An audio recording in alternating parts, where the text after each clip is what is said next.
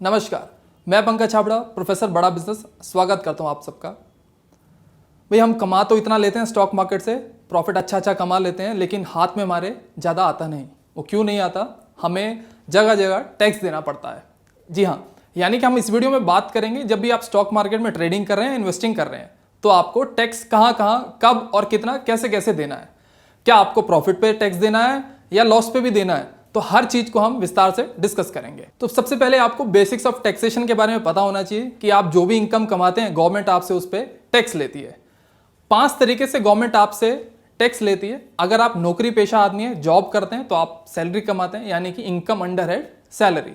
अगर आप कोई बिजनेस करते हैं, धंधा करते हैं, तो आपको टैक्सेशन देना होगा, यानी आपकी इनकम टैक्स होगी income under head business and profession. अगर आपकी हाउस प्रॉपर्टी है, आपने वो रेंट पे चढ़ा रखी है, यानी आपको रेंटल इनकम आ रही है हाउस प्रॉपर्टी से, तो आपकी इनकम टैक्स होगी income under head house property. अगर आपके पास कोई कैपिटल एसेट है, उसको अगर आप बेचते हो, उससे होने वाले मुनाफे या लॉस का treatment income under head capital gains में होगा। कैपिटल एसेट का मतलब क्या?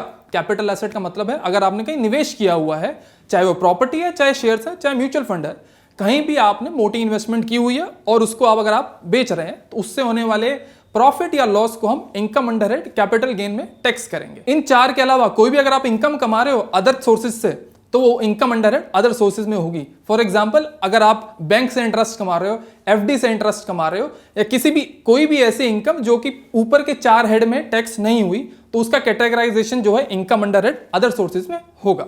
अब हम बात करते हैं, जब भी आप स्टॉक मार्केट में ट्रेडिंग करते हैं, या डायरेक्ट आप इक्विटी शेयर्स में इन्वेस्ट करते हैं, या इक्विटी ओरिएंटेड म्यूचुअल फंड्स के थ्रू करते हैं, यानी कि आप जब भी कोई सेल या परचेज करेंगे, तो वो कहां टैक्स होगा, कौन सी कैटेगरी में टैक्स होगा?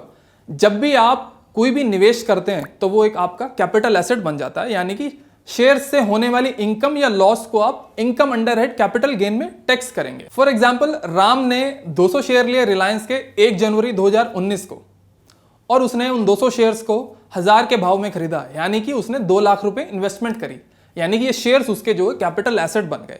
अब जब भी वो उसको बेचेगा, तो या तो उसको मुनाफा होगा या नुकसान होगा। मुनाफा होगा तो उसको बोलेंगे कैपिटल गेन, लॉस होगा तो, यानी कि नुकसान होगा तो उसको बोलेंगे कैपिटल लॉस। अब डिपेंड करता है उसको बेच कब रहा है। राम ने 200 शेयर जो खरीदे 1 जनवरी 2019 को, उसको वो उसी साल अगस्त में 2019 में ही बेच देता है, यानी कि with in the duration of 1 साल से पहले ही बेच देता है, तो उसको शॉर्ट टर्म कैपिटल गेन होगा या शॉर्ट टर्म कैपिटल लॉस होगा। अब आपको यह देखना है कि आप शेयर्स कब खरीद रहे हो, कब बेच रहे हो, आपको लॉन्ग टर्म कैपिटल गेन हो रहा है या लॉन्ग टर्म कैपिटल लॉस हो रहा है। तो सबसे पहले बात कर लेते हैं long term capital gain, long term capital losses की। जैसा कि मैंने आपको बताया, अगर आप शेयर या इक्विटी ओरिएंटेड म्यूचुअल फंड्स, कोई भी अपना कैपिटल एसेट 1 साल की ड्यूरेशन के बाद बेचते हैं, यानी आपने उसको 1 साल तक होल्ड करा, जिस डेट पे आपने खरीदा वहां से 1 साल तक, यानी कि 12 महीने तक उसको आपने रखा अपने पास, और उस डेट के बाद आप बेच रहे हो, तो आपको लॉन्ग टर्म कैपिटल गेन होगा। अगर आप उसको उस प्राइस से ऊंचे दाम में बेच रहे हो, तो आपको गेन होगा। अगर आप उससे नीचे दाम में बेच रहे हो, तो आपको नुकसान होगा। फॉर एग्जाम्पल, राम ने 200 शेयर लिए 1000 के भाव में और उसको 1500 के भाव में बेचा, तो आपको लॉन्ग टर्म कैपिटल गेन होगा। अगर राम ने वही 200 शेयर 1000 वाले जो 1000 के भाव में खरीदे 800 में बेचा, तो उसको लॉन्ग टर्म कैपिटल लॉस होगा। तो ये 2 तरीके हैं long term capital gain, long term capital loss को आइडेंटिफाई करने के। Similarly, short term capital gain, short term capital loss, अगर राम उन शेयर्स को लेते ही 1 महीने बाद बेच देता है या 6 महीने में बेच देता है, कहने की बात है, अगर 1 साल के अंदर अंदर बेच देता है, तो उसको शॉर्ट टर्म कैपिटल गेन होगा या शॉर्ट टर्म कैपिटल लॉस होगा। अब आपको कैपिटल गेन होता है या कैपिटल लॉस होता है, अलग अलग ट्रीटमेंट इनकम टैक्स लॉ ने बता रखा है। जो गवर्नमेंट ने इनकम टैक्स एक्ट बनाया हुआ है, यानी कि जो रूल्स डिफाइन किए हैं कि आपकी इनकम कब कब कहां कहां और कैसे कैसे किस रेट पे टैक्स होगा, यानी कि अगर आप 5 लाख रुपए कमा रहे हो, तो आपको उस पर किस रेट ऑफ परसेंटेज पे टैक्स देना है, तो गवर्नमेंट ने डिफाइन किया हुआ है हर एक चीज को अलग अलग सेक्शंस में, यानी कि अलग अलग रूल्स लिखे हुए हैं। उसमें डिफाइन किया हुआ है कि अगर आप इनकम सैलरी से कमा रहे हो तो आपको क्या टैक्स देना है, बिजनेस से कमा रहे हो तो क्या टैक्स देना है, कैपिटल गेन कमा रहे हो तो क्या टैक्स देना है, अदर सोर्सेज कमा रहे हो तो क्या टैक्स देना है।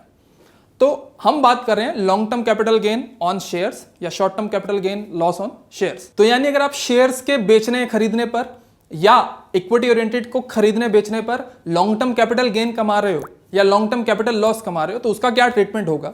अगर आपको लॉन्ग टर्म कैपिटल गेन हो रहा है, यानी आपने मुनाफा कमाया है, तो उस पर आपको कोई टैक्स नहीं देना, प्रोवाइडेड आपका मुनाफा जो है वो 1 लाख से कम है। अगर आपने 1 लाख से ज़्यादा कमाया, फॉर एग्जाम्पल राम ने 200 शेयर खरीदे 1000 के भाव में और उसको उसने 1500 के भाव में बेचा 1 साल बाद, हम बात करें 1 साल बाद बेचेगा, यानी उसको लॉन्ग टर्म कैपिटल गेन ही हो रहा है। तो लेट से उसने 1500 में बेचा तो उसको 500 रुपये पर शेयर मुनाफा हुआ, यानी कि 1 लाख रुपए नेट में उसको मुनाफा हुआ। तो उस पर उसको कोई टैक्स नहीं देना, यानी कि अगर 1 लाख या 1 लाख से कम अगर वो मुनाफा कमा रहा है और वो लॉन्ग टर्म कैपिटल गेन है तो उस पर उसको कोई टैक्स नहीं देना। 1 लाख के जैसे ही मुनाफा बढ़ेगा 1 से 1.5 लाख हुआ, यानी कि उसको रिमेनिंग 50,000 पर 10% टैक्स देना पड़ेगा। 2018 से पहले जितना भी आप लॉन्ग टर्म मुनाफा कमा रहे थे, यानी लॉन्ग टर्म कैपिटल गेन कमा रहे थे, सारा का सारा एग्जाम था, उस पर आपको कोई टैक्स नहीं देना था। लेकिन 2018 के बजट में क्या आया कि आप जितना भी लॉन्ग टर्म कैपिटल गेन कमाएंगे, अगर वो 1 लाख से ज्यादा है तो उस पर आपको 10% टैक्स देना पड़ेगा। अब बात करते हैं शॉर्ट टर्म कैपिटल गेन या शॉर्ट टर्म कैपिटल लॉस की। फॉर एग्जाम्पल राम ने 200 शेयर खरीदे 1000 के भाव में और उसने with in the duration of 1 साल, यानी 1 साल से पहले पहले उनको बेच दिया। लेट से उसने 1000 वाले 1200 में बेच दिए, यानी उसको 200 रुपये पर शेयर मुनाफा हुआ, यानी अमाउंट जो उसको मुनाफा हुआ 40,000 बना। 200 इंटू 200 मल्टीप्लाई पे 200 40,000, यानी अगर आप 15% टैक्स दे रहे हैं 40,000 के ऊपर, यानी आपको 6,000 रुपये टैक्स गवर्नमेंट को देना पड़ेगा। अब आप चाहे मुनाफा 40,000 कमाइए, 1 लाख कमाइए, 1.5 लाख कमाइए, 10 लाख कमाइए, आपको 15% short term capital gain tax देना पड़ेगा अगर आप with in the duration of 1 year उसको बेच दे रहे हैं। अब हम बात करते हैं लॉन्ग टर्म कैपिटल लॉस या शॉर्ट टर्म कैपिटल लॉस की। फॉर एग्जाम्पल राम ने 200 शेयर खरीदे 1000 के भाव में और उसको वो 1 साल बाद बेच रहा है 800 के भाव में, यानी उसको 200 रुपये पर शेयर नुकसान हुआ, यानी कि उसको 40,000 रुपये नुकसान हुआ। हम ये बात करें फाइनेंशियल ईयर 2019 की। अब राम को लॉन्ग टर्म कैपिटल लॉस जो है इनकम टैक्स रिटर्न में रिपोर्ट करना पड़ेगा। रिपोर्ट करने का फायदा क्या है, आप ये लॉन्ग टर्म कैपिटल लॉस अगले 8 साल तक कैरी फॉरवर्ड कर सकते हैं। फॉर एग्जांपल आपने 2019 में 50,000 का कैपिटल लॉस कमाया, यानी लॉन्ग टर्म कैपिटल लॉस कमाया, उसको आपने इनकम टैक्स रिपोर्ट में डाल दिया। 2021 में आपने 1.5 लाख का लॉन्ग टर्म कैपिटल गेन कमाया, यानी कि उस साल में आपको 1.5 लाख जो आपने कमाया, 1 लाख तो एग्जाम्प्ट है ऑलरेडी, 50,000 रुपये टैक्स देना है, लेकिन ये कैरी फॉरवर्ड होता आ रहा है 2019 का लॉस।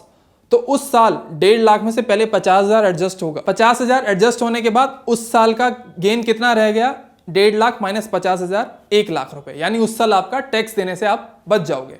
तो ये फायदा है, आप इसको 8 साल तक कैरी फॉरवर्ड कर सकते हो। यानी अगर आप इन फ्यूचर कभी भी गेन कमाते हो तो ये 2019 से 2027 के बीच में आप कभी भी लॉन्ग टर्म कैपिटल गेन कमाते हो तो पहले आप ये लॉस एडजस्ट करोगे, उसके बाद उस साल जिस साल भी आप ये एडजस्ट करोगे वहां अगर टैक्सेशन की नौबत आई तो आप वहां टैक्स दोगे, अदरवाइज वो सेट ऑफ होता चला जाएगा। अब मुद्दे की बात क्या है, लॉन्ग टर्म कैपिटल लॉस हमेशा लॉन्ग टर्म कैपिटल गेन के साथ सेट ऑफ होगा, यानी इन फ्यूचर अगर किसी साल आप शॉर्ट टर्म कैपिटल गेन कमाते हैं तो long term capital loss short term capital gain के साथ सेट ऑफ नहीं हो पाएगा। लॉन्ग टर्म कैपिटल लॉस हमेशा लॉन्ग टर्म कैपिटल गेन के साथ सेट ऑफ हो पाएगा। जैसा हमने लॉन्ग टर्म कैपिटल लॉस के बारे में समझा कि हम उसको आगे जाके एडजस्ट कर सकते हैं इन फ्यूचर, सिमिलरली हम शॉर्ट टर्म कैपिटल लॉस को भी एडजस्ट कर सकते हैं। अब मुद्दे वाली बात क्या है, ध्यान क्या देना है, जोड़ी बनानी है आपने। लॉन्ग टर्म कैपिटल लॉस हमेशा लॉन्ग टर्म कैपिटल गेन के साथ सेट ऑफ होगा, लेकिन शॉर्ट टर्म कैपिटल लॉस दोनों के साथ सेट ऑफ हो सकता है, यानी short term capital loss long term capital gain and short term capital gain दोनों के साथ सेट ऑफ हो सकता है, जबकि लॉन्ग टर्म कैपिटल लॉस हमेशा लॉन्ग टर्म कैपिटल गेन के साथ सेट ऑफ होगा, एडजस्ट होगा। तो ये बात हमेशा आपको ध्यान में रखना है। एक और इंपॉर्टेंट बात आपने ध्यान में रखना है, अगर किसी साल आप सिर्फ शॉर्ट टर्म कैपिटल गेन ही कमा रहे हैं और आपकी total taxable income taxable limit से कम है, यानी कि जो गवर्नमेंट ने डिफाइन किया हुआ है कि आपको 2.5 लाख की इनकम तक कोई टैक्स नहीं देना, और आपने लेट्स से फॉर एग्जांपल पूरे साल में 2 लाख रुपए ही कमाए, इसके अलावा आपने 1 लाख रुपए शॉर्ट टर्म कैपिटल गेन कमाया, तो आपकी टोटल इनकम कितनी हो गई, 3 लाख। यानी कि 2 लाख प्लस 1 लाख 3 लाख, 2.5 लाख तक एग्जम्प्ट है। यानी कि जो आपको 1 लाख पे शॉर्ट टर्म कैपिटल गेन पे 15% टैक्स देना था, वो आपको पूरे 1 लाख पे नहीं देना, आप वो 50,000 टोटल टैक्सेबल लिमिट तक, यानी 2.5 लाख तक वो 50,000 एडजस्ट कर सकते हो, रिमेनिंग 50,000 रुपए आपको 15% देना है।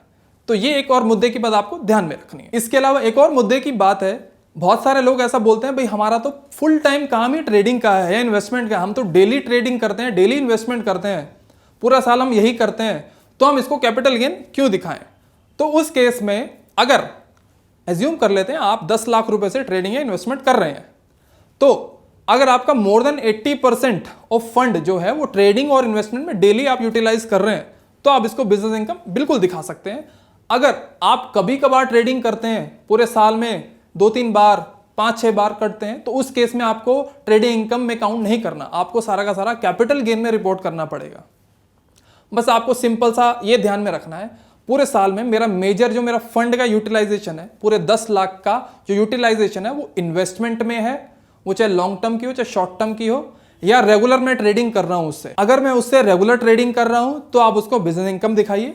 अगर मैं रेगुलर इन्वेस्टमेंट कर रहा हूं लॉन्ग टर्म या शॉर्ट टर्म के लिए और ट्रेडिंग बहुत कम कर रहा हूं, तो आप उसको कैपिटल गेन टैक्स में दिखाइए। तो मैसिव एक्शन प्लान क्या है?